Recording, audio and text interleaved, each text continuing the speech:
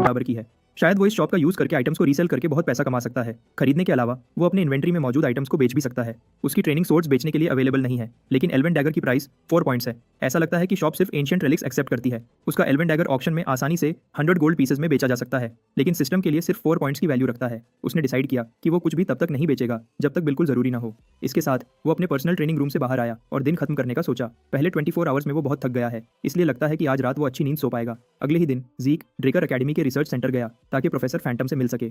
Magic professor को यकीन नहीं हो रहा था कि इस लड़के ने सिर्फ एक ही दिन में हाई कंप्रेशन माना स्टोन ढूंढ लिया। जब ज़ीक से पूछा गया कि उसने ये स्टोन कैसे हासिल किया, ज़ीक ने एक्सप्लेन करने से इनकार कर दिया क्योंकि ये बहुत कॉम्प्लिकेटेड हो जाता।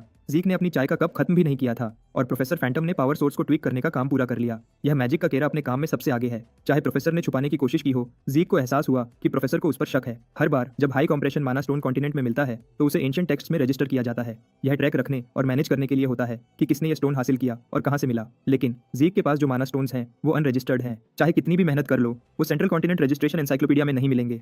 प्रोफेसर फैंटम का शक बिना किसी बात के नहीं था। उसके पास बहुत एक्सपीरियंस है। ज़ीक ने सोचा कि ऐसे टैलेंटेड पर्सन को ऐसी जगह नहीं रहना चाहिए जहां उसकी कला को कोई पहचान नहीं पा रहा। आखिरकार प्रोफेसर ने डिजाइन को एक्टिवेट करने की कोशिश की और हम वापस पेपर्स ब्रेथ पर पहुंच गए। डिजाइन कंप्लीट करने के बाद उन्होंने ऑपरेटर्स को blacksmith of the soul Galleon Helbert के हवाले कर दिया।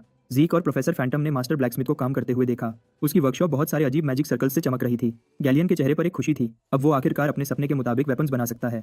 ज़ीक और फैंटम इतिहास बनते हुए देख रहे थे। कामयाब ट्रायल के बाद प्रोफेसर फैंटम ने उन्हें गुड बाय कहा ताकि वो एक लेक्चर अटेंड कर सके। गैलियन ज़ीके की मदद के लिए शुक्रगुजार था। उसने कभी सोचा भी नहीं था कि वो अपनी जिंदगी में एक कंप्लीट मैजिक फर्नेस देखेगा, लेकिन इस यंग लड़के के साथ डील करना उसकी जिंदगी का सबसे अच्छा डिसीजन था क्योंकि ज़ीक ने अपने हिस्से का वादा पूरा किया। अब गैलियन की बारी थी।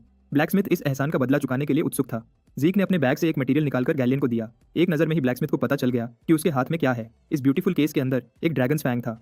टेरन की विल इनहेरिट करने के रिवॉर्ड्स में से एक था बहामट का सबसे तेज फैंग। पागल ब्लैकस्मिथिंग ऐसी अच्छी कंडीशन में ड्रैगन्स फैंग देखकर ललचाने लगा। टेरन ड्रेकर का दूसरा डाइंग गिफ्ट सच में परफेक्ट रिवॉर्ड था, दिल से लेकर फैंग्स तक। उस एंसेस्टर को प्राइसलेस चीजें कलेक्ट करने का बहुत शौक था। अचानक गैलियन कांपने लगा। उसकी आंखों से आंसू और नाक से नुस्सी बहने लगे, जिससे ज़ीक कंफ्यूज्ड हो गया। ज़ीक ने मैजिक फर्नेस के सपने को रियलिटी में बदला और अब ये मुझ जैसे क्राफ्ट्समैन को ड्रैगन्स फैंग से वेपन बनाने का मौका दे रहा है। गैलियन ने वादा किया कि वो उसकी उम्मीद से ज्यादा बेहतर वेपन बनाएगा। ब्लैकस्मिथ ऑफ द सोल ने अपने नाम की कसम खाई कि वो ज़ीक के लिए एक ऐसी ब्लेड बनाएगा जो उसकी जिंदगी की कीमत के बराबर होगी। ये वर्ड्स ज़ीक को याद थे। यह वही वादा था जो उसने अपनी पास्ट लाइफ में किया था। ज़ीक की सेकंड लाइफ में भी गैलियन वही वफादार इडियट है। यह बात ज़ीक को अंदर से थोड़ा इमोशनल कर गई।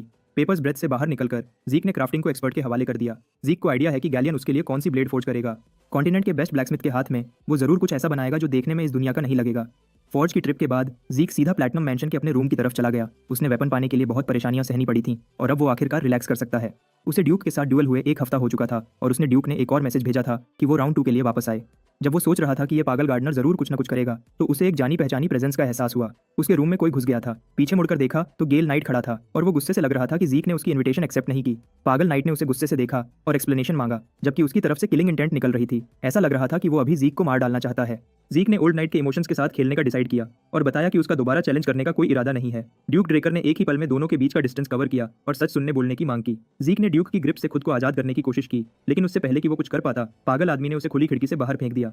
ज़ीक शॉक रह गया और उसने अपने बॉडी को ग्रेविटी का शिकार होते हुए महसूस किया। उसका रूम मेंशन की अपर फ्लोर्स पर है, इसलिए इतनी हाइट से गिरना खतरनाक था। इस हाइट पर शायद वो मर भी सकता है, उससे पहले कि उसका पैसिव हील काम कर सके। पैनिक करते हुए उसने बालकनी के एज को पकड़ने की कोशिश की, लेकिन उससे पहले कि वो लेज तक पहुंच पाता, ड्यूक का हाथ उसके गले पर एक्सेसिव फोर्स के साथ जम गया। ओल्ड नाइट को यकीन नहीं हो रहा कि बच्चे को नहीं पता कि उस लेटर का मतलब क्या था। ज़ीक ने जानबूझकर उसे अवॉइड किया, पहले ट्रीटमेंट रूम में और अब भी। ऐसा लगता है कि वो ड्यूक को गुस्सा दिलाने की कोशिश कर रहा है। जब उसके गेम्स खत्म हो गए, ड्यूक ने उसे 5 सेकंड्स दिए ताकि वो सच बता सके और बकचोदी बंद करे। ज़ीक मुस्कुराया और बताया कि ड्यूक ने अभी तक अपनी असली पहचान नहीं बताई और अभी भी खुद को सिर्फ एक गार्डनर कह रहा है। ज़ीक सच बोलने की डिमांड करता है। जब उसने लड़के की आंखों में डर का न होना देखा तो गार्डन कीपर डेक्स्टर ने अपनी ग्रिप ढीली कर दी और मुस्कुरा दिया। ओल्ड नाइट ने उसे रूम में वापस फेंक दिया, जिससे रूम का नुकसान हुआ, लेकिन ज़ीक के स्ट्रॉन्ग बॉडी को कोई सीरियस डैमेज नहीं हुआ। गार्डन कीपर डेक्स्टर ने माना कि ज़ीक की बात में दम है। उसने लड़के को उठाने के लिए अपना हाथ बढ़ाया और माना कि वो एक टाइम पर ड्रेकर का ब्लैक नाइट था। ज़ीक ने सरप्राइज होने का ढोंग किया, हालांकि उसे पहले ही पता था कि ये आदमी कौन है, जो उसने पहले दी गई इन्फॉर्मेशन को जोड़कर समझ लिया था। उसने अपना एक्टिंग शुरू कर दिया और पूरे दिल से माफी मांगी, एक काबिल इज्जत फैमिली मेंबर और ऑनरेबल ब्लैक नाइट की डिसरिस्पेक्ट करने के लिए। फिर भी शक करते हुए ड्यूक ने पूछा कि क्या ये ज़ीक का प्लान था। लड़के ने डेक्स्टर की बात को समझ न पाने का नाटक जारी रखा। इस रेयर चांस का फायदा उठाते हुए ज़ीक ने पूछा कि लॉर्ड ड्यूक खुद को फॉर्मर ब्लैक नाइट क्यों कहते हैं। ओल्ड नाइट ने एक्सप्लेन किए, बिना सिर्फ इतना कहा कि वो अब ये टाइटल नहीं रखता। यह कॉमन नॉलेज है कि रैंक्स में ऊपर जा सकते हैं, लेकिन ज़ीक को नहीं पता था कि रैंक्स में नीचे भी गिर सकते हैं। ड्यूक ने उसके क्वेश्चंस के आंसर देने से इनकार कर दिया और टॉपिक चेंज कर दिया। ज़ीक ने ओल्ड नाइट के कांपते हुए हाथ को नोटिस किया और पर्सनल सवाल करने बंद कर दिए, क्योंकि लॉर्ड ड्यूक ने अपनी असली पहचान बता दी है। ज़ीक ने भी सच बोलने का डिसाइड किया। वो घुटनों के बल बैठ गया और मान लिया कि उसे ड्यूक की आइडेंटिटी का पता था और वो जानबूझकर उसे परेशान कर रहा था ताकि उसका ऑफिशियल स्टूडेंट बन सके। हैरानी की बात है, ओल्ड नाइट मुस्कुरा दिया, लड़के की बहादुरी से खुश होते हुए। इसके बदले गेल नाइट ने आखिरकार उसे ऑफिशियल स्टूडेंट के तौर पर एक्सेप्ट कर लिया। ज़ीक शॉक्ड था कि एक पावरफुल टीचर हासिल करना इतना आसान हो जाएगा। ज़ीक ने सोचा कि उसे बहुत परेशानियां सहनी पड़ेंगी। उसने डिसाइड किया कि वो ऑफर एक्सेप्ट कर ले, इससे पहले कि ये पागल आदमी अपना माइंड बदल ले। उसने ड्यूक ड्रेकर के सामने घुटने टेककर फॉर्मली डिक्लेयर किया कि वो नाइट का डिसाइपल बनना चाहता है। उसने कसम खाई कि वो अपने मास्टर का नाम रोशन करेगा, अपने मास्टर के ऑर्डर्स फॉलो करेगा और विजडम और पावर हासिल करेगा। ड्यूक को हैरानी हुई कि बच्चे को स्टूडेंट बनने की स्पीच का पता है, जो न्यू जनरेशन के ज़्यादातर लोग भूल चुके हैं। ज़ीक ने यह भी बताया कि कल्चर एक नाइट के लिए सबसे महत्वपूर्ण चीज़ है, लेकिन वो अपने नए मास्टर से एक और चीज़ पूछना चाहता था। ड्यूक को मास्टर कहना पसंद नहीं था, लेकिन उसने बच्चे की बात को नहीं टोका। ज़ीक ने पूछा कि ऐसा क्या था जिसने ड्यूक को उसे स्टूडेंट बनाने पर मजबूर किया, जबकि वो किसी भी स्टूडेंट को एक्सेप्ट न करने के लिए मशहूर था। सिर्फ Andre, the genius of the century, इस बोरे का स्टूडेंट बन पाया, और वो भी सालों तक भीख मांगने के बाद। हालांकि ज़ीक को आइडिया था कि क्यों, फिर भी वो यह ड्यूक के मुंह से सुनना चाहता था। उसने सोचा कि ओल्ड नाइट ने उसमें एक ऐसी पोटेंशियल देखी होगी जो आंड्रे से भी ज्यादा है। ड्यूक मुस्कुराया और उसे गेस करने को कहा। ज़ीक ने जवाब दिया कि उसे फैमिली का जीनियस होने की वजह से एक्सेप्ट किया गया है। ड्यूक ने उसके इस कॉन्फिडेंट गलत आंसर पर हंसी उड़ाई। अगर वो सिर्फ पोटेंशियल के बेसिस पर स्टूडेंट चूज कर रहा होता तो उसने टून फैमिली की उस लड़की को चूज किया होता, लेकिन उसने ज़ीक को प्योरली उसकी गट्स के बेसिस पर चूज किया। टैलेंट ही सिर्फ एक पर्सन को रेड या ब्लैक नाइट के लेवल तक नहीं पहुंचाता। रियलिटी में टैलेंटेड इंडिविजुअल्स ज्यादातर सीरियस इश्यूज का सामना नहीं करते और इसलिए वो एनिमीज के सामने आसानी से गिर जाते हैं, अपनी टैलेंट और जिंदगी दोनों खो देते हैं। एक पूरी जिंदगी हार्ड वर्क और एनिमीज से लड़ने के बाद ज़ीक इस बात से बिल्कुल अग्री करता है। ज़्यादातर जीनियसेस जिनका सोचा गया था कि वो रेड नाइट बन पाएंगे, न सिर्फ उम्मीदों पर खरे उतरने में फेल हुए, बल्कि ज़्यादातर ब्लू नाइट के लेवल पर अटक गए। जवाब देने के बाद ड्यूक उठ खड़ा हुआ और सवाल जवाब रोक दिया। अब वो अपने नए स्टूडेंट को उसका पहला लेसन देना चाहता था। दोनों ने वेस्टर्न ग्रीन हाउस के जिम्नेजियम का रुख किया। ज़ीक को पता भी नहीं था कि ग्रीन हाउस के नीचे एक जिम है। ड्यूक ने उसे बस ट्रैक पर दौड़ने का ऑर्डर दिया और वो उसे समझ नहीं आ रही उसका नया मास्टर क्या प्लान कर रहा है। 3 घंटे बीत चुके थे और ड्यूक बस उसे ऑब्जर्व करते जा रहा था, बिना कुछ बोले। आखिरकार ड्यूक ने उसे रुकने के लिए चिल्लाया और एक सवाल पूछना चाहा। ज़ीक खुशी खुशी अपनी जॉग रोककर पूछता है कि मास्टर क्या जानना चाहते हैं। जब वो रिएक्ट करने ही वाला था, ड्यूक का हल्क जैसा बॉडी उसके पीछे आ गया। ओल्ड नाइट का हाथ ज़ीक की तरफ बढ़ा और लड़के ने इंस्टिंक्टिवली उसके हाथ को डॉज करने की कोशिश की। उसके बैटल सेंसेस ने काम किया और उसके बॉडी के हर पार्ट ने उसे सेफ रहने के लिए पीछे हटने पर मजबूर कर दिया। ड्यूक उसके हाथ और आर्म को पकड़ने में फेल हो गया, लेकिन हल्के से टच ने उसके स्पेशल ग्लव को ऑलमोस्ट खराब कर दिया। ओल्ड नाइट ने अपने स्टूडेंट से पूछा कि क्या उसे पल्स चेक करने में कोई प्रॉब्लम है। ज़ीक को पता था कि ये पागल आदमी सिर्फ पल्स चेक करने की प्लानिंग नहीं कर रहा था। ड्यूक को पता था कि इस बच्चे में कुछ गड़बड़ है। पहले जब वो इन्फर्मरी में लड़े, फिर ग्रीन हाउस में ड्यूल किया और अब 5 तो लैब्स ट्रैक पर दौड़ने के बाद भी उसने ज़ीक के बॉडी में एक ड्रॉप ऑरा भी महसूस नहीं किया। जब ड्यूक उसकी कलाई के करीब आया तो ज़ीक ने अजीब रिएक्ट किया। इसलिए फॉर्मर ब्लैक नाइट ने सीधे सीधे ज़ीक से पूछा कि क्या वो ऑरा यूज नहीं कर सकता। यह सवाल, जो उसके सबसे बड़े सीक्रेट को प्रॉड देता, इस सवाल ने ज़ीक को हिलाकर रख दिया। ड्यूक ने अपना रिसर्च किया था। उसने ब्रॉन्ज स्टैच्यू देखी थी और उस गोल्डन लाइट के बारे में भी जानता था जो ज़ीक ने ट्रिगर किया था, जो पहले कभी नहीं देखा गया था। डेक्स्टर ने पूछा, अगर मैं गलत हूं तो ज़ीक उसे अपनी पल्स चेक करने दे। ज़ीक ने अपने मास्टर की आंखों में देखा तो उसने अपने मास्टर की आंखों में सिर्फ जानने की इच्छा देखी। इस सीरियस राज के बावजूद जो एक ड्रेकर ऑरा यूज न करने की खबर से फैल सकता है, ऐसा लगता है कि ड्यूक की जानने की चाहत पहले आती है। ज़ीक खुशनसीब है कि ड्यूक एक पागल आदमी है। ज़ीक अभी भी अपनी ब्लेड ग्रैम हासिल करने का इंतजार कर रहा है ताकि उसके ऑरा के बारे में कोई शक पैदा न हो। ज़ीक को समझ आ गई थी कि यहाँ अगर डेक्स्टर की जगह कोई और होता तो गड़बड़ हो जाती। अब उसे झूठ बोलने की जरूरत नहीं है। अपनी पास्ट लाइफ में जहां वो अपनी फैमिली का पहला फेल्ड अवेकनर था, अब चीजें अलग हैं। ज़ीक ने अपने स्पेशल ग्लव्स केयरफुली उतारे जो प्योर ब्लड अवेकनर का सिंबल थे। उसने अपना मैनर रिफ्लेक्शन दिखाया जो प्रूफ है कि उसका प्योर ब्लडेड नेचर असली है, लेकिन किसी अनजान से वो ऑरा यूज नहीं कर सकता। ज़ीक उम्मीद कर रहा है कि सच बताने से उसकी बाकी एबिलिटीज और राजा छुप जाएंगे। फिर भी उसने ड्यूक से माफी मांगी, क्योंकि अगर यह पता चला कि एक ड्रेकर ऑरा यूज नहीं कर सकता तो ज़ीक को डर है कि उसे फैमिली से बाहर निकाल दिया जाएगा। ज़ीक अपनी मर्जी से रो सकता है और एक डरते हुए पपी की तरह दिख सकता है। इस आदमी को एक अवार्ड दो। ज़ीक ने अपनी पल्स एग्जामिन करने की ऑफर दी और ड्यूक ने आगे बढ़कर अपना ऑरा अपने स्टूडेंट के बॉडी में केयरफुली फैलाया। ज़ीक को रोता और डरता हुआ देखकर ड्यूक ने सोचा कि एक बच्चा तो बच्चा ही होता है, चाहे वो अपनी उम्र के मुताबिक नहीं दिखता हो। जैसा उसने सोचा था, ज़ीक के प्योर बॉडी में ऑरा का एक ड्रॉप भी डिटेक्ट नहीं हुआ। हालांकि वो सक्सेसफुली अवेकन हो चुका है। ड्यूक शॉक्ड था। उसने अपने दिमाग को खपा लिया, लेकिन कोई जवाब नहीं मिला। ज़ीक को पहले ही पता था कि पल्स एग्जामिनेशन के बाद भी ड्यूक पूरी तरह से सहमत नहीं होगा, क्योंकि ब्लेसिंग राइट के रिजल्ट्स झूठ नहीं बोलते। ज़ीक को पता है कि ड्यूक अब इस चीज़ को किसी न किसी लॉजिक से प्रूव करने की कोशिश करेगा। ओल्ड नाइट ने उसे इरेगुलर लेबल किया। ऑफ कोर्स यही उसका कंक्लूजन है। लोग जो क्लासेस के कॉन्सेप्ट से अनजान होते हैं वो ऐसे ही सोचते हैं। फिर भी ज़ीक ने ड्यूक के साथ खेला और ड्यूक से पूछा कि इरेगुलर क्या होता है। उसके मास्टर ने एक्सप्लेन किया कि ये उन लोगों को कहा जाता है जो अलग एबिलिटीज रखते हैं, जैसे कि कुछ लोग ऑरा और माना को एक साथ यूज कर सकते हैं। कुछ इरेशनल एबिलिटीज भी होते हैं, जैसे फ्यूचर में झांकना। इसलिए इरेगुलर्स को ज्यादा अच्छा ट्रीट नहीं किया जाता और ये बेहतर होगा कि ये सीक्रेट मास्टर और स्टूडेंट के बीच ही रहे। जहां तक ज़ीक की इरेगुलर एबिलिटी की बात है, ड्यूक को लगता है उसकी इरेगुलर एबिलिटीज इनसेन स्टैमिना और रिकवरी है। चाहे आदमी कितना ही पावरफुल क्यों ना हो, अंदरूनी चोटों से रिकवर होने में समय लगता है। लेकिन ये कॉन्सेप्ट ज़ीक पर अप्लाई नहीं होता। वो सीरियस डैमेजेस से तकरीबन उतने ही समय रिकवर हो जाता है। ड्यूक ने सोचा कि इतनी फास्ट रिकवरी में बहुत ज्यादा एनर्जी कंज्यूम हुई होगी और वो एनर्जी ऑरा है। ओल्ड नाइट ने नतीजा निकाला कि क्योंकि जीक का ऑरा लगातार उसके स्टैमिना और रिजेनरेशन के बदले कंज्यूम हो रहा है, इसलिए उसकी बॉडी में ऑरा बचा ही नहीं। जीक सरप्राइज था कि इस ओल्ड मैन ने खुद से ही एक्सप्लेनेशन निकाल लिया। अपनी एक्टिंग जारी रखते हुए उसने मासूम शक्ल बनाकर पूछा कि क्या वो कभी ऑरा यूज नहीं कर पाएगा। उसे डर था कि वो अपने मास्टर की उम्मीदों पर खरा नहीं उतर पाएगा। ड्यूक ने ऐसे सेंटीमेंट पर हंसी उड़ाई और उसे चिंता न करने को कहा, क्योंकि उसका गेल आर्ट्स एक स्पेशल और पावरफुल टेक्निक है जो ऑरा का यूज बिल्कुल नहीं करता। ड्यूक ने एक्सप्लेन किया कि स्पेशल आर्ट एक स्पेशल टेक्निक होती है जो एक नाइट अपने पीक पर पहुंचने के बाद पर्सनली डेवलप करता है। आमतौर पर यह ड्रैगन स्लेइंग आर्ट्स का एक एप्लीकेशन या स्पेशलाइजेशन होता है, इसलिए इसमें ऑरा का प्रॉपर यूज जरूरी है। लेकिन क्योंकि गेल आर्ट्स बॉडी की ट्रेनिंग को इंपॉर्टेंस देती है, ड्यूक ने अपने स्टूडेंट्स को एक डेमोन्स्ट्रेशन देना चाहा, इसलिए उसने जीक से कहा कि वो सही से ऑब्जर्व करे। अचानक जिस फ्लोर पर वो खड़ा था वो एक सिंपल जंप की फोर्स से क्रैक हो गया। जीक ने अपनी पूरी कोशिश की कि ड्यूक की इंसेन स्पीड को ट्रैक कर सके। कुछ ही सेकंड्स में गेल नाइट पूरे अरीना में घूम गया और उसकी स्पीड इतनी थी कि उसके आफ्टर इमेजेस भी आंखें देख नहीं पा रही थीं। फिर वो उसी जगह वापस आकर लैंड हुआ जहां से शुरू किया था। उसने पसीना तक नहीं बहाया। जब पूछा गया कि क्या उसने मूवमेंट्स देखी, जीक ने पूछा कि क्या वो खुद ट्राई कर सकता है। ड्यूक ने हैरत से पूछा कि क्या बच्चा दोबारा नहीं देखना चाहता। पागल आदमी हंस पड़ा और जीक के कॉन्फिडेंस की तारीफ की जो एक ब्लैक नाइट की याद दिलाता था, और उसने बच्चे को ट्राई करने की इजाजत दे दी। जीक आगे बढ़ा और पोजीशन ली। उसने दिमाग में अपने मास्टर की मूवमेंट्स को रिप्ले किया जैसे मास्टर ने करके दिखाया था। उसका पहला स्टेप ब्लैक नाइट के फुटप्रिंट के ऊपर एक गड्ढा छोड़ गया। टेक्निक एक बार देखने के बाद उसने ड्यूक के मूवमेंट पैटर्न को परफेक्टली किया। अब जब वो अपने मास्टर की मूवमेंट्स और ट्रेजेक्टरी को डायरेक्टली कॉपी कर रहा है, वो चीजें देखने लगा जो पहले नहीं दिख रही थी। साफ पता चल रहा है कि ये स्टेप्स ऐसे लिए गए जैसे वो किसी के साथ स्पार कर रहा हो।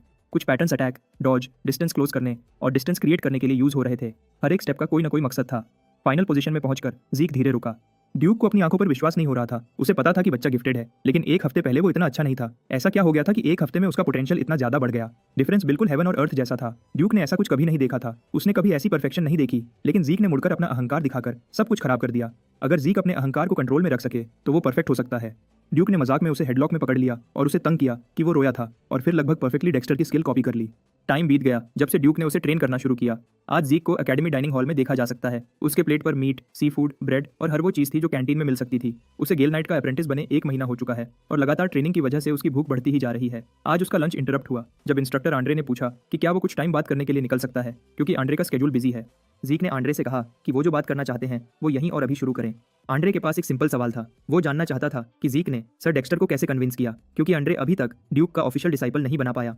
इस समय ये खबर कि जीक को एक्सेप्ट कर लिया गया है ने शायद उसे थोड़ा परेशान कर दिया। अपनी प्लेट पर खाना खाते हुए जीक ने जवाब दिया कि उसने कुछ खास नहीं किया और सर डेक्स्टर ने उसे अपने आप चूज किया। आंड्रे को ऐसे जवाब से गुस्सा आया। उसने जीक को गुस्से से देखा। उसने ये कंक्लूजन निकाल लिया कि जीक को सिर्फ इसलिए डिसाइपल बनाया गया है क्योंकि वो एक प्योर ब्लड अवेकनर है। हमारे हीरो को यह आरोप बिल्कुल पसंद नहीं आया। उसने अपना खाना खत्म किया और सेंचुरी के जीनियस को इस कड़वी सच्चाई को मानने का कहा। जीक इस बात की तरफ इशारा किया कि आंद्रे एक कुएं का मेंढक है जो सिर्फ खुद को ही पावरफुल समझता और हर चीज के लायक नहीं। यह बात इंस्ट्रक्टर को बिल्कुल पसंद नहीं आई। उसके हाथ गुस्से से कांपने लगे। उसने जीक को कैडेट कहकर उसकी जगह दिखाने की कोशिश की, लेकिन लड़के ने अपनी बात खत्म नहीं की। उसने आंड्रे से पूछा कि क्या वो मानता है कि सर डेक्स्टर इस टाइप का आदमी है जो डिसाइपल को सिर्फ इस रीजन के लिए चूज करेगा। जीक ने इस बात पर जोर देकर कहा कि वो अपनी ब्लड लाइन को फाउंडेशन के तौर पर यूज करके डिसाइपल नहीं बना। ये उसकी अपनी एबिलिटीज की वजह से है। फिर उसने आंड्रे को कुछ वैल्यूएबल एडवाइस दी। अपना टाइम ईगो को सेटिस्फाई करने में बर्बाद करने के बजाय शायद उसे कुछ मेहनत करनी चाहिए ताकि उसे भी चूज किया जाए। आंड्रे जितना भी गुस्सा था, उसने माना कि कैडेट के इन वर्ड्स में कुछ तो सच्चाई है। बाद में उसी दिन वेस्टर्न ग्रीन हाउस अरीना में 2 की जगह 3 लोग थे। कोई जीक और ड्यूक से पहले पहुंच गया था और ट्रैक पर ऐसे दौड़ रहा था जैसे उसकी जिंदगी का सवाल हो। जीक ने अपने मास्टर से पूछा कि क्या हो रहा है, लेकिन गेल नाइट भी कंफ्यूज था। उसे नहीं पता कि इंस्ट्रक्टर एंड्रे को क्या हो गया, लेकिन वो बेचैन होकर यह मांग कर रहा था कि अगर वो ड्यूक के साथ रहकर सीख सके तो वो सर्वेंट बनने को भी तैयार है। ओल्ड नाइट ने मजाक में कहा कि अगर वो 300 चक्कर बिना ऑरा के दौड़ सके तो वो उसे अपने साथ रख लेंगे, और यही वजह है कि एंड्रे ऐसी हालत में है। ड्यूक एंड्रे के इस नए जोश पर हैरान था। इसी तरह जीक भी हैरान था कि ये आदमी सिर्फ एक सेल्फ राइटियस नर्ड नहीं है। ऐसा लगता है कि एकेडमी के जीनियस में गट्स हैं। आज एकेडमी के हर स्टूडेंट को फील्ड पर लाइन बनाने के लिए बोला गया है। आज एक स्पेशल दिन है। ये पेट्रियार्क के विजिट का दिन है। स्टैलियंस की स्ट्रॉन्ग स्ट्राइड्स ने कैंपस के बाहर गरज मचा दी। एक लैविश कैरेज जिस पर ड्रेकर फैमिली का सिंबल था कैंपस के अंदर आई। गार्ड्स ने सभी को पेट्रियार्क के आने की इन्फॉर्मेशन दी। एकेडमी का मोटा डीन हावर्ड ड्रेकर ने अपने लोगों को तैयार होने का ऑर्डर दिया ताकि वो अपने सुप्रीम लीडर का स्वागत कर सके। वो गेट के सामने खड़ा हुआ, यह कंफर्म करते हुए कि वीआईपी को सबसे पहले वहीं दिखे। जब पेट्रियार्क कैरेज से बाहर आया तो हावर्ड ने उसे रिस्पेक्ट देते हुए वेलकम किया। नाइट्स ने भी अपनी ब्लेड्स उठाकर रैंक के मुताबिक घुटने टेक कर रिस्पेक्ट दिखाई। पेट्रियार्क बिल्कुल 12 नून पर पहुंचा और एकेडमी का बेल आज के इस खास मौके पर जोर से बज उठा। मास्टर ड्रेकर अनमैच्ड ऑरा और ड्रिप के साथ चल रहे थे। उनकी मौजूदगी में हर कोई उनके लिए रिस्पेक्ट को महसूस कर रहा था। उन्होंने हावर्ड का शोल्डर पकड़कर उसकी मेहनत की तारीफ की। ये गीगाचद आर्थर ड्रेकर हैं, 3rd ट्रांसेंडेंट हाउसहोल्ड के लीडर, ड्रैगन स्लेयर ड्रेकर के पेट्रियार्क। हावर्ड ने सुझाव दिया कि वो अंदर चलें क्योंकि आज धूप बहुत तेज है, लेकिन आर्थर अपनी मर्जी से चलना पसंद करते हैं। गेट के करीब कुछ स्टूडेंट्स ने पेट्रियार्क को जब अपनी आंखों से देखा तो हैरान रह गए। आखिरकार आर्थर ड्रेकर ने रोशनी में कदम रखते हुए एकेडमी के स्टूडेंट्स के सामने अपना चेहरा दिखाया। उन्होंने यंग ड्रैगन स्लेयर्स को मुखातिब किया जो उनके सामने लाइन अप थे, क्लैन की उम्मीद और फ्यूचर। उन्होंने स्टूडेंट्स से कहा कि वो हार्ड ट्रेन करें और ज़्यादा ट्रेन करें क्योंकि उनका डेवलपमेंट फैमिली का डेवलपमेंट होगा। उनके एनकरेजिंग वर्ड्स और डोमिनेटिंग प्रेजेंस से इंस्पायर होकर स्टूडेंट्स ने उनका सिंपल स्पीच दिल से लिया और जोश से जवाब दिया। जब धूप और ज़्यादा चमकने लगी, आर्थर ने मुड़कर हावर्ड को ऑर्डर दिया कि उसे अंदर ले जाए। बंद दरवाजों के पीछे जीक को सभी नाइट्स के लीडर, ड्रैगन स्लेयर के नाम के गार्डियन और अपने फादर से मिलने के लिए बुलाया गया। आर्थर ने उसके चमक दमक और ओल्ड फैशन रिस्पेक्ट दिखाने के तरीके पर हंसी उड़ाई। आजकल ये बहुत कम देखने को मिलता है। 2 कप्स चाय लेने के बाद आर्थर ने अपने बेटे से बैठने को कहा। उन्होंने सुना था कि उनका बेटा चाय पसंद करता है, इसलिए उन्होंने कुछ रेयर टी तैयार करवाई है, उम्मीद करते हुए कि जीक को पसंद आएगी। हालांकि ये एक फादर का प्यार दिखाने का एक तरीका लग रहा है। जीक को पता है कि पेट्रियार्क को उसकी परफॉर्मेंस की खबर मिल रही है, इसलिए वो ऐसा कर रहा है। एक कहावत है कि शायद कुछ चीज़ें एम्परर को नहीं पता हों, लेकिन कोई चीज़ ऐसी नहीं जो एक ड्रेकर को नहीं पता। जीक अब इस कहावत की सच्चाई को महसूस कर रहा है। आर्थर ने माना कि उन्होंने जीक को बुलाया है क्योंकि सुना है कि ड्यूक ने उसे डिसाइपल बनाया है। जैसा एक्सपेक्टेड था, पेट्रियार्क इधर उधर की बातें करने वाले नहीं हैं, वो सीधे पॉइंट पर आना पसंद करते हैं। जैक ने पूरी बात को नजरअंदाज करते हुए कहा कि ड्यूक उस पर एक बड़ा एहसान कर रहे हैं। आर्थर अपने बेटे के गोल को नहीं जानता था। ड्यूक की टीचिंग्स को फॉलो करना एक ब्राइट फ्यूचर दिखाता है। जैक ने अपने फादर की बात को काटकर कहा कि उसका गोल कॉन्टिनेंट का सबसे स्ट्रॉन्ग आदमी बनना है। ऐसे अजीब गोल ने आर्थर की आंखों में शार्पनेस भर दी। जैक ने यह भी कहा कि वो सबसे ज्यादा स्ट्रॉन्ग बनेगा ताकि वो बिल्कुल आजाद जिंदगी जी सके। ये उसका गोल है और वो उस तक पहुंचने के लिए कुछ भी करेगा। उसने अपने फादर के चेहरे को देखा, लेकिन समझ नहीं पाया कि पेट्रियार्क क्या महसूस कर रहा है। आर्थर ने जानबूझकर अपनी ऑरा और ब्लड लस्ट लीक की। अगर उसका सबसे छोटा बेटा सबसे स्ट्रॉन्ग बनना चाहता है, तो इसका मतलब है कि वो अपने फादर को भी सरपास करने का इरादा रखता है। जैक को एहसास हुआ कि उसने शायद गलती कर दी। वो भावनाओं में बह गया था कि ऐसे सेंटिमेंटल बातें कर गया। उसे गूसबम्प्स आ गए। कमरे में एस्ट्रल सोर्ड की प्रेजेंस घूम रही थी। कहते हैं कि ये यूजर को एक एरिया में हर लिविंग बीइंग पर पावर देती है। यही वो पिनेकल ऑफ ऑरा यूजेज है जो सिर्फ फुल ऑन ब्लैक नाइट्स ही हासिल कर सकते हैं। आर्थर ने अपने सबसे छोटे बेटे की तरफ देखा। उसकी आंखों में थोड़ी खुशी दिखाई दी। जैक ने अपनी जगह पर खड़े रहने का डिसाइड किया और अपने गोल पर डटा रहा। उसने माना कि वो अपने पावरफुल फादर को भी सरपास करने का प्लान रखता है, जबकि वो एस्ट्रल सोर्ड के प्रेशर को रेजिस्ट करने की पूरी कोशिश कर रहा था।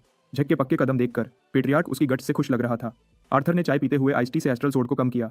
जैक के बॉडी पर से प्रेशर हट गया। उन्होंने माना कि जैक ने जो अभी कहा वो सबसे इंटरेस्टिंग बात थी जो उन्होंने बहुत समय बाद किसी के मुंह से सुनी। आर्थर असल में यहाँ एकेडमी और अपने सबसे छोटे बेटे को सपोर्ट करने आए थे, लेकिन अब कि उन्होंने देखा है कि जैक कितना ग्रो कर चुका है, शायद वो काफी नहीं होगा। उन्होंने अपने इंट्रिकेट सूट में कुछ ढूंढा। जैक ने सोचा कि डेक्स्टर जैसे ब्लैक नाइट्स पहले ही पावर के टॉप पर हैं, एक स्ट्रॉन्ग आदमी, लेकिन उसका फादर एक बिल्कुल अलग लेवल पर था। आर्थर ने टेबल पर एक ब्लैक कार्ड स्लाइड किया। कार्ड पर ड्रेकर का सिंबल था। ये आर्थर का जैक के लिए गिफ्ट था, ड्यूक डेक्स्टर का डिसाइपल बनने के लिए। एक ब्लैक कार्ड को पर्सनली देखकर जैक घबरा गया और उसके वर्ड्स अटकने लगे। जैक के रिएक्शन से आर्थर को समझ आ गया कि जैक को पता है कि ब्लैक कार्ड का क्या मतलब है। देखो, ये एक क्रेडिट कार्ड है जो सिर्फ कुछ लोगों को दिया जाता है। जैक ने कभी सोचा भी नहीं था कि वो एक ब्लैक कार्ड पर्सनली देखेगा। सिर्फ इसका होना ही बहुत बड़ी बात है। इसका क्रेडिट लिमिट ही नहीं, सिंपल वर्ड्स में एक इन्फिनिट मनी ग्लिच है। आर्थर ने खुशी से एक्सप्लेन किया कि कार्ड दोनों के नाम पर होगा ताकि जैक इसे फ्रीली यूज कर सके।